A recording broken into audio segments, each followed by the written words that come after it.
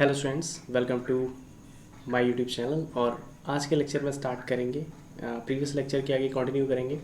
Previous lecture में हम लोगों ने जीओसी के 6 क्वेश्चंस देखे थे, प्रैक्टिस किया था उसकी। और आज उसके आगे स्टार्ट करेंगे 7 नंबर क्वेश्चन से। और आज के लेक्चर में भी कुछ क्वेश्चन प्रैक्टिस करेंगे और उनके एक्सप्लेनेशन को देखेंगे। और जो भी एक्सप्लेनेशन हुआ करे, अगर आपको लगे कि आपको नहीं पता था उसको ज़रूर नोट कर लो, क्योंकि होता है ऐसा है कि कुछ ही कॉन्सेप्ट हैं जो बार बार रिपीट होते हैं, उन्हीं से क्वेश्चंस आते हैं। तो अगर यहाँ पे आपके कॉन्सेप्ट सीख ले रहे हो तो श्योर है कि 50-60 क्वेश्चंस के बाद आपको कोई भी ऐसा शायद ही बचे कॉन्सेप्ट जिससे आपका क्वेश्चन आ जाए और अपना कर पाए। ठीक है, तो सारे ही क्वेश्चन रिपीट हो जाते हैं। 100 क्वेश्चन से ज़्यादा हैं इसमें, और मुझे लग रहा है 175 क्वेश्चन हैं। और 175 क्वेश्चन करेक्ट हो गए तो उसमें ही आपके बहुत सारे कॉन्सेप्ट बार बार रिपीट होंगे, और इन्हीं कॉन्सेप्ट से आपका पेपर में भी मिल जाएगा। ठीक है, सो काफ़ी इंपॉर्टेंट बुक है और काफ़ी इंपॉर्टेंट इनके क्वेश्चंस हैं। ठीक है, काफ़ी अच्छे क्वेश्चंस हैं। सो स्टार्ट करते हैं क्वेश्चन नंबर 6 आप 7 सॉरी। तो 7 नंबर क्वेश्चन को हम सबसे पहले करेंगे, और इसके लिए आपको जो है 10 सेकंड का टाइम भी रहेगा। आप उसमें ट्राई करना, पॉज करना वीडियो और उसको ट्राई करना करके। सो क्वेश्चन है CH3 COO CH3 compare the bond length A and B। अगर आपको ये क्वेश्चन आता है, आपको लग रहा है कि आप कर सकते हो, तो आप वीडियो ज़रूर पॉज करो, एक बार प्रैक्टिस ज़रूर करो। ठीक है, क्योंकि आप 2 मिनट की जो स्ट्रेस डालते हो माइंड पे, वो आपको सिखाती है। ठीक है, तो आप इसको थोड़ा सा ट्राई करो रोक के। ठीक है, सो आप लोगों ने कर लिया होगा अगर आप लोगों ने पॉज किया था तो। अगर नहीं किया है तो आप इसके सॉल्यूशन को देखो। ठीक है, यहाँ पे क्या है, यहाँ पे बताया गया है कंपेयर करना है बॉन्ड लेंथ A और B की। तो आपको पता है कि बॉन्ड लेंथ, जैसे यहाँ पे अगर हम बात करें तो यहाँ पे तो आपको पता है कि जो ऑक्सीजन होता है उसके पास क्या होता है, लोन पेयर्स होते हैं। लोन पेयर्स होते हैं, इसका मतलब क्या करेंगे, अगर ये लोन पेयर इधर जाएगा, ट्रांसफ़र होगा, तो ये यहाँ पे जाएगा। इसका मतलब क्या है कि इनके बीच में एक रेजोनेंस हाइब्रिड स्टेबलाइज हो जाएगा। ठीक है, रेजोनेंस हाइब्रिड यहाँ पे ऐसे स्टेबलाइज हो जाएगा। और जहाँ पे रेजोनेंस स्टेबलाइज होता है, यहाँ पे क्या है, ये सिंगल बॉन्ड ऑलरेडी था, और यहाँ पे ये बॉन्ड कैरेक्टर भी इसमें ऐड हो रहा है। और यहाँ पे तो प्योर सिंगल है, ये क्या है, प्योर सिंगल है। जो प्योर सिंगल बॉन्ड होता है उसकी लेंथ ज़्यादा होती है, ये प्योर नहीं है। ठीक, यहाँ पे एक तो था ही, साथ में ये जो डीलोकलाइजेशन इलेक्ट्रॉन का है, इसकी वजह से भी यहाँ पे इस बॉन्ड की लेंथ को क्या हो रही है, कम हो रही है। ठीक है, तो यहाँ पे जल्दी आप देख सकते हो कि इस बॉन्ड की लेंथ क्या हो जाएगी, डिक्रीज़ करेगी। और डिक्रीज़ करेगी, सो यहाँ पे क्योंकि आपको पता है कि सबसे बॉन्ड लेंथ की अगर बात करें, बॉन्ड लेंथ की, तो ट्रिपल बॉन्ड सबसे स्मॉल होता है, then second and then first. और बॉन्ड स्ट्रेंथ की अगर बात करें तो सबसे स्ट्रॉन्गेस्ट होता है थर्ड, सेकंड एंड फर्स्ट, मतलब सिंगल, डबल, ट्रिपल ऐसे है। ठीक है, तो यहाँ पे आप याद रखना है कि bond length bond in strength में इन्वर्सली रिलेशन होता है। ठीक है, ये भी आप याद रखना। क्वेश्चन यहाँ से बॉन्ड स्ट्रेंथ का भी पूछा जा सकता है। तो आपको बताना है कि आपको यहाँ पे बताना है कि कौन सा बॉन्ड लेंथ ज़्यादा है। तो ज़्यादा कौन सी होगी, बी ज़्यादा हो जाएगी ए से। बॉन्ड स्ट्रेंथ की अगर बात करते हैं तो ए की ज़्यादा होती बी से। ठीक है, ये आपका क्वेश्चन है, आपको समझ आएगा कॉन्सेप्ट कि जहाँ पे भी इलेक्ट्रॉन का डीलोकलाइजेशन हो रहा है वहाँ पे उसकी बॉन्ड की जो ऑर्डर है वो बढ़ जाता है। ठीक है, और उस बॉन्ड क्या हो जाता है, स्ट्रेंथ उसकी बढ़ जाती है। क्वेश्चन नंबर 8 है, इसमें आपको बताना है the number of sp2 sigma bond in the compound given below is. Number of sp2 sigma bond पूछ रहा है। ठीक है, क्वेश्चन में। तो आप इस क्वेश्चन को पॉज करो, अगर आपको आता है तो ट्राई करो और आप क्वेश्चन पे टिक करो। सो आई होप आप लोगों ने क्वेश्चन किया होगा, और जिन्होंने नहीं किया उनको यहाँ पे हम सिखा रहे हैं। sp2 सिग्मा बॉन्ड की बात की तो सबसे पहले हम जान लेते हैं कि हाइब्रिडाइजेशन है कैसे पता करते हैं। तो अगर कहीं सिंगल बॉन्ड है, कार्बन के चारों बॉन्ड सिंगल हैं, तो वहाँ पे sp3 हाइब्रिडाइजेशन होता है। कार्बन का कोई एक डबल बॉन्ड है और 2 सिंगल हैं तो sp2 हाइब्रिडाइजेशन होता है। कार्बन के अगर कोई एक बॉन्ड ट्रिपल, एक सिंगल है, या दोनों डबल हैं तो sp हाइब्रिडाइजेशन होता है। ठीक है, अब तो आप पता लगा लोगे sp2 कहाँ है। ठीक है, तो यहाँ पे ट्रिपल बॉन्ड वाला या दोनों डबल बॉन्ड हो, ऐसा कोई नहीं, इसका मतलब sp तो है नहीं। यहाँ पे 4 सिंगल बॉन्ड है। ठीक है, तो कहाँ पे हो सकता है बताओ। यहाँ पे आप देख रहे हो कि एक हाइड्रोजन तो यहाँ पे है।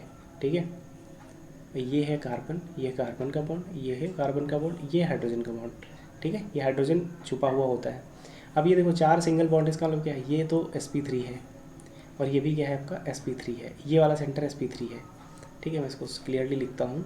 ये हाइड्रोजन हम निकाले दे रहे हैं क्योंकि आपको समझ आ गया होगा कि इसमें हाइड्रोजन होता है। ठीक है, तो ये सेंटर आपका क्या है, sp3 है, और ये सेंटर आपका क्या है, sp3 है। अब ये तो भाई डबल बॉन्ड से जुड़ा है तो sp2 हो जाएगा, और ये भी डबल बॉन्ड से जुड़ा तो ये भी sp2 हो जाएगा, ये भी sp2 आपका है, और ये भी sp2 आपका है, ये भी आपका sp2 है, और ये भी आपका sp2 है। ठीक है, अब पूछ रहा है कि sp2 सिग्मा बॉन्ड, तो आपको ये भी पता होना चाहिए कि अगर सिंगल बॉन्ड है तो उसमें एक सिग्मा होता है, डबल बॉन्ड है तब भी उसमें एक सिग्मा होता है, और ट्रिपल बॉन्ड है तो उसमें दो सिग्मा होते हैं। ठीक है, तो आपको ये पता होना चाहिए कि डबल बॉन्ड में दो सिग्मा होते हैं। तो यहाँ पे क्या है, डबल बॉन्ड में एक सिग्मा है, इसका मतलब क्या है, sp2 इन दोनों के बीच में कितने सिग्मा होंगे, एक। इन दोनों के बीच में कितने सिग्मा होंगे, एक, और इसमें भी एक होगा। इन दोनों के बीच में तो होगा नहीं, क्योंकि यहाँ पे sp2 sp3 के बीच में नहीं पूछा है, पूछा है sp2 के बीच में। तो चलो इसको छोड़ दो, इसको कर दो। ठीक है, तो एक यहाँ पे हो गया, तो टोटल कितने हो गए, 4, 1 2 3 4, तो 4 हो जाएगा करेक्ट आंसर। ठीक है, यहाँ पे देखो ये क्वेश्चन बनाया गया है, इसमें कितनी अच्छी इन्फॉर्मेशन थी।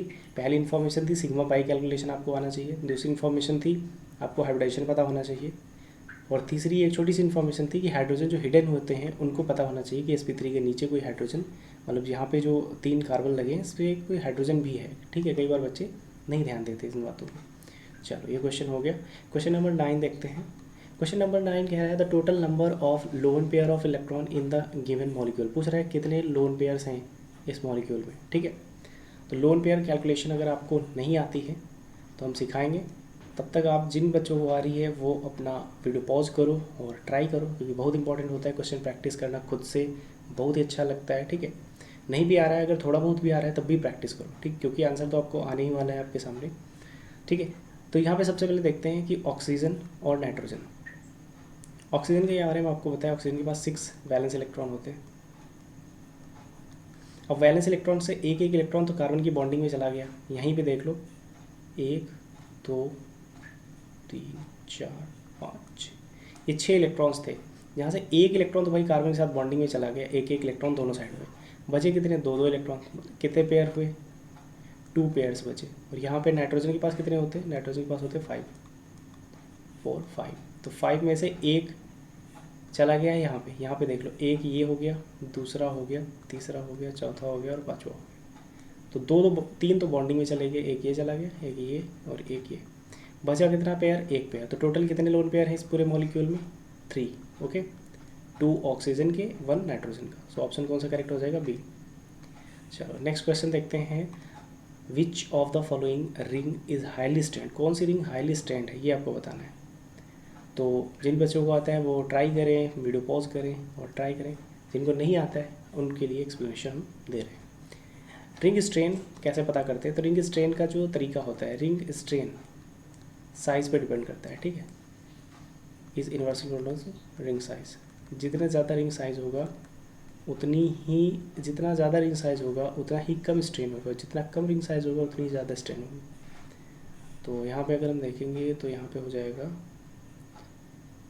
साइज़ देखते हैं सबका। ठीक है, रिंग साइज़ 1 2 3 4 5 6 एटम्स हैं यहाँ पे 1 2 3 4 5, यहाँ पे 1 2 3 4, और यहाँ पे कितने हैं 1 2 3 4 5।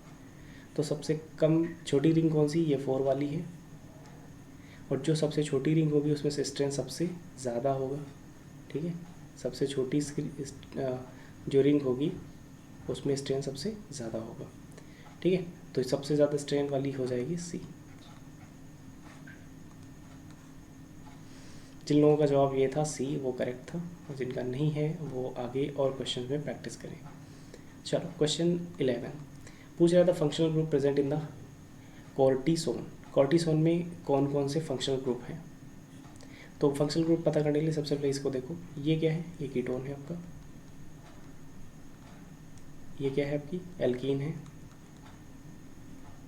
ये भी आपका कीटोन है, ये आपका क्या है ईथर है, मेथॉक्सी है तो ईथर शो करते हैं मेथॉक्सी। यहाँ पे OH है तो OH क्या है, अल्कोहल है, अल्कोहल। ठीक है, तो ये सारे ग्रुप प्रेजेंट हैं, तो अल्कोहल, कीटोन, एल्कीन, ईथर, तो आपका बी ऑप्शन जो हो जाएगा वो करेक्ट हो जाएगा। ठीक है, सिंपल क्वेश्चन था एकदम। चलो नेक्स्ट क्वेश्चन देखते हैं, क्वेश्चन नंबर 12। क्वेश्चन नंबर 12 कह रहा है select the acid with the highest Ka। That is lowest pK. ठीक है, पूछ रहे कौन सा एसिड बताओ जिसका हाईएस्ट के वाला एसिड बताओ। तो आपको पता होना चाहिए कि एसिड स्ट्रेंथ देखते कैसे। तो एसिड स्ट्रेंथ डायरेक्टिव सोर्स होता है -I -H और -M के सॉरी, और इन्वर्सली प्रोपोर्शनल होता है +I +H और +R के। ठीक है, तो यहाँ पे आपको जल्दी देखना है कि कौन कौन से हैं जो -I लगा रहे हैं, -H लगा रहे हैं, -M लगा रहे हैं, वही सबसे ज़्यादा एसिडिक होंगे। इसमें देखो यहाँ पे आपको पता है कि CH3 भाई ये तो अपने आप कार्बोक्सिलिक है, कार्बोक्सिलिक ग्रुप ये सब में कॉमन है। ठीक है, और कार्बोक्सिलिक ग्रुप सब में कॉमन है। यहाँ पे ये एसिडिक हाइड्रोजन है, ये नेगेटिव। अब यहाँ पे देखो ये क्या है, ये तो भाई क्या कर रहा है, +I दिखा रहा है, क्योंकि आपको पता है CH3 क्या दिखाता है, +I इफेक्ट दिखाता है। Cl यहाँ पे आपको क्या दिखाएगा, -I, और वो भी दो Cl, 2 -I। ठीक है, यहाँ पे आपका ये जो रिंग है, ठीक है, अगर कोई भी रिंग होती है कार्बन की तो वो +I दिखाती है, और यहाँ पे भी +I ही दिखाएगी। ठीक है, भले इसका +I थोड़ा कम होगा क्योंकि यहाँ पे Cl क्या कर रहा है, -I दिखा रहा है, बट यहाँ पे +I ऑलरेडी लग चुका है। तो अगर डायरेक्टली बात करें तो डायरेक्टली कौन खींच रहा है यहाँ पे, B। तो सबसे ज़्यादा के वैल्यू किसकी हो जाएगी, B की। ठीक है, सबसे ज़्यादा एसिडिक कौन होगा, B, क्योंकि इसका जो -I इफेक्ट है वो डायरेक्टली लग रहा है, और यहाँ पे रिंग जो है उसको प्रोवाइड करा रही है +I, और उसके ऊपर लगा है जाके, और वैसे एक ही Cl है तो ये और इफेक्ट कम करेगा। ठीक है, यहाँ पे I, अगर आपको पता होगा कि कौन ज़्यादा अच्छा इलेक्ट्रोनिगेटिविटी सबसे हाई होती है, फ्लोरीन की, then chlorine, then bromine, and least होती है आयोडीन की। मतलब कि इलेक्ट्रॉन तो विड्रॉ इतना अच्छा करेगा नहीं आयोडीन, उससे अच्छा तो क्लोरीन करता है। ठीक है, और सबसे ज़्यादा फ्लोरीन करता है। तो क्लोरीन यहाँ पे हमारे पास है ऑप्शंस में, तो क्लोरीन के थ्रू हम इसको टिक करेंगे। ओके, सो आपको पता है कि यहाँ पे दो क्लोरीन्स हैं, दो -I इफेक्ट, और जितना -I इफेक्ट उतनी स्ट्रेंथ और उतना ही Ka वैल्यू। ठीक है, सो आपका कौन सा करेक्ट हो जाएगा, बी ऑप्शन। चलो नेक्स्ट क्वेश्चन देखते हैं, क्वेश्चन नंबर 13। क्वेश्चन नंबर 13 है आपका कि most stable carbocation among the given example बताना है कि कौन सा कार्बोकैटायन सबसे ज़्यादा स्टेबल है। ठीक है, ठीक है, मैं इसको इरेज किए दे रहा हूँ, आप लोग नोट कर लेना। ठीक है, वीडियो पीछे करके नोट कर लेना। पूछा है कि मोस्ट स्टेबल कार्बोकैटायन बताना है, तो आपको याद रखना है कि कार्बोकैटायन की स्टेबिलिटी जो होती है वो डायरेक्टिव से होती है नंबर ऑफ अल्फा हाइड्रोजन के, number of alpha hydrogen. Alpha hydrogen क्या होते हैं, अल्फा हाइड्रोजन क्या होते हैं, जो कार्बोकैटायन होता है उसके बगल वाले कार्बन से जो भी हाइड्रोजन होते हैं उनको अल्फा हाइड्रोजन बोलते हैं। ठीक है, जैसे अल्फा कार्बन है तो इसके बगल वाले हाइड्रोजन को अल्फा हाइड्रोजन भी बोलेंगे। ठीक है, तो यहाँ पे कितने अल्फा हाइड्रोजन हैं, 3। तो ऐसे ही यहाँ पे चेक करो, इस कार्बन के बगल वाले कार्बन से कितने हाइड्रोजन हैं, 3। तो यहाँ पे 3 ये हो गए, इस वाले के इधर भी है बगल में कार्बन, इसके पास कितने हैं, यहाँ पे 2, तो 12 तो यहाँ हो गए, और यहाँ पे कितने हैं, यहाँ पे भी आपके पास 2 हैं। तो यहाँ पे है कि तो टोटल 2 2 4 3 7, यहाँ पे 7 अल्फ़ा हाइड्रोजन है इसके पास।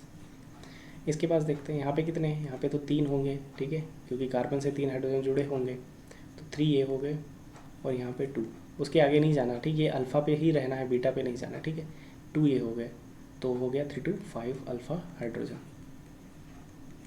इसके बाद बात करते हैं यहाँ पे, तो आप यहाँ पे देखोगे तो यहाँ पे एक हाइड्रोजन यहाँ पे है। ठीक है, हमको बस एक ही कार्बन तक जाना है, तो एक ही अल्फ़ा हाइड्रोजन है यहाँ पे, और यहाँ पे तो आपका 0 alpha hydrogen.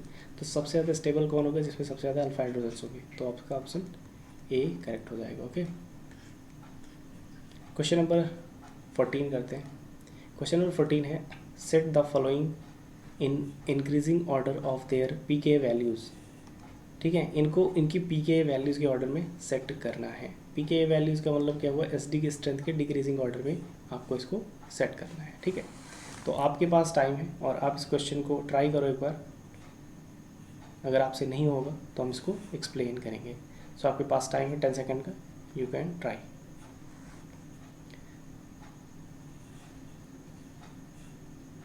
So I hope आप लोगों ने ट्राई किया होगा और आपने क्वेश्चन कर लिया होगा। ठीक, जिन बच्चों को आ रहा है वो कर लेते हैं, और जिनको नहीं आ रहा है उनसे नहीं होता है। तो सबसे पहले यहाँ पे एसडी की स्ट्रेंथ देखते हैं। ठीक है, तो एसडी की स्ट्रेंथ ही देखेंगे, उसी के अकॉर्डिंग पीके इन्वर्स होता है ना। एसडी की स्ट्रेंथ जितनी ज़्यादा होगी, एसिडिक स्ट्रेंथ, मैं यहाँ पे लिख दूँ इस बात को, क्योंकि बच्चे कई बार कंफ्यूज हो जाते हैं। ये डायरेक्टिव होता है के वैल्यू के, इन्वर्सली होता है पी के वैल्यू के। ठीक है, अब आप लोग कंफ्यूज मत होना। ठीक है, चलो यहाँ पे देखते हैं। तो एस डी की स्ट्रेंथ डिपेंड किस पे करता है? सबसे पहले देखो क्वेश्चन वाइज यहाँ पे एस डी की स्ट्रेंथ किस पे डिपेंड करेगा? Direct to number of resonance structure, number of resonance structure पे डिपेंड करता है। तो जितने ज़्यादा रेजोनेंस स्ट्रक्चर होंगे उतना ही ज़्यादा एस डी की स्ट्रेंथ होगी। तो सबसे पहले बात करते हैं यहाँ पे नंबर ऑफ रेजोनेंस स्ट्रक्चर किसके कितने होंगे। तो यहाँ पे ये अगर इधर जाएगा, ये इधर जाएगा, इसका एक ही स्ट्रक्चर बन गया। ये इलेक्ट्रॉन इधर जाएगा और ये इधर जाएगा, इसका दो, तो ये दो रेजोनेटिंग स्ट्रक्चर शो करेगा। इसकी बात करें तो यहाँ पे सिर्फ एक ही रेजोनेटिंग स्ट्रक्चर आएगा, ठीक है। या मान ले दो आएंगे, इसके दो आएंगे क्योंकि रिवर्ट भी कर सकता है, ठीक है। तो इसके दो आ जाएंगे, तो वैसे इसके तीन आएंगे, ठीक है। इसके तीन आएंगे टोटल, क्योंकि एक जो स्ट्रक्चर है वो ऑलरेडी रेजोनेटिंग स्ट्रक्चर ही होता है। और यहाँ पे अगर बात करते हैं, इसके तीन आएंगे और इसके दो आ जाएंगे, ठीक है। और इसका कितना आएगा? इसका तो कोई रेजोनेटिंग स्ट्रक्चर ही नहीं होगा, ठीक है, क्योंकि यहाँ पे कोई पाई बॉन्ड नहीं है। तो सबसे ज़्यादा रेजोनेटिंग स्ट्रक्चर जिसके होंगे उसका उतना ही ज़्यादा रेजोनेंसी एस डी की स्ट्रेंथ होगी। तो एक्स की सबसे ज़्यादा हो जाएगी एस डी की स्ट्रेंथ, देन वाई की होगी और देन जेड की होगी। अब पी के ए की बात करनी तो पी के ए तो इसका अपोजिट हो जाएगा, पी के ए हो जाएगा Z is greater than Y is greater than X. तो आपका ऑप्शन कौन सा करेक्ट हो जाएगा? जेड, सबसे ज़्यादा जेड किस में है? वाई एक्स, बी ऑप्शन आपका करेक्ट हो जाएगा। ओके, सो आई होप आपको ये सारे कॉन्सेप्ट समझ आए होंगे। सो आज के लेक्चर में यहीं तक देखेंगे, नेक्स्ट लेक्चर में इसके आगे कंटिन्यू करेंगे। सो आप लोग चैनल को सब्सक्राइब ज़रूर करना, वीडियोस अच्छी लगे तो लाइक भी कर देना और अपने फ्रेंड्स में शेयर करना, और जो भी डाउट्स हैं उनको ज़रूर कमेंट में डाल देना, ठीक है। So thank you everyone for joining, और नेक्स्ट सेशन में हम लोग जो है इसकी आगे कंटिन्यू करेंगे। और आपके जो भी डाउट्स हैं या जो भी आपके क्वेश्चंस हैं उनको कमेंट में ज़रूर करना, okay. So thank you everyone for watching.